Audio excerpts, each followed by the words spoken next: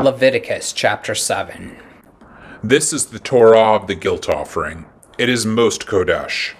In the place where they kill the burnt offering, they shall kill the guilt offering, and its blood shall be thrown against the sides of the altar. And all its fat shall be offered, the fat tail, the fat that covers the entrails, the 2 kidneys with the fat that is on them at the loins, and the long lobe of the liver, that he shall remove with the kidneys. The kohen shall burn them on the altar as a food offering to YHWH. It is a guilt offering. Every male among the kohenim may eat of it. It shall be eaten in a kodesh place. It is most kodesh. The guilt offering is just like the sin offering. There is one torah for them. The kohen who makes atonement with it shall have it. And the kohen who offers any man's burnt offering shall have for himself the skin of the burnt offering that he has offered.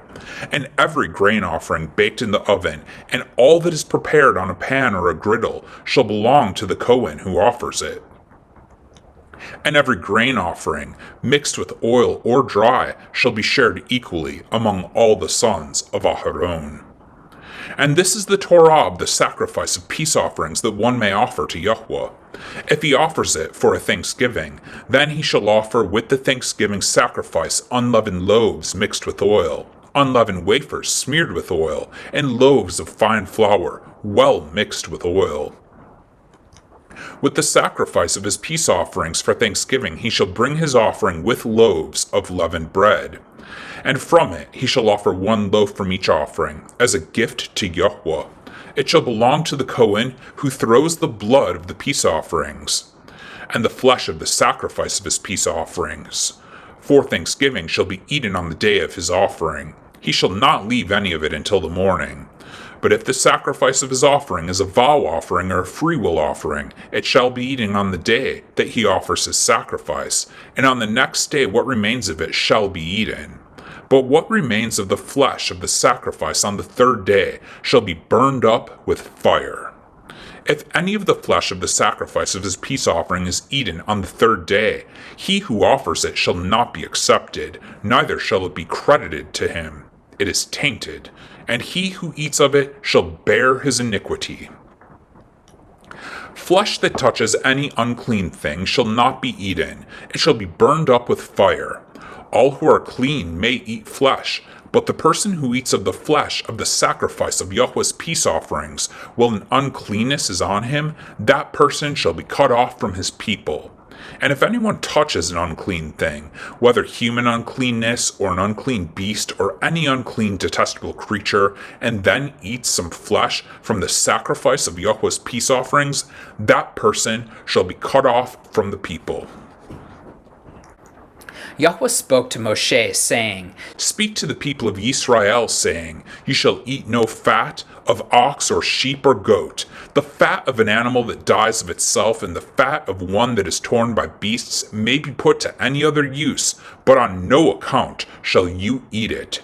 For every person who eats of the fat of an animal of which a food offering may be made to YHWH shall be cut off from his people.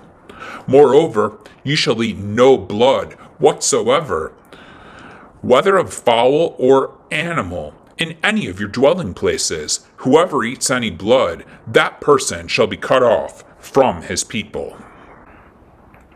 YHWH spoke to Moshe, saying, Speak to the people of Israel, saying, Whoever offers the sacrifice of his peace offerings to YHWH shall bring his offering to YHWH from the sacrifice of his peace offerings.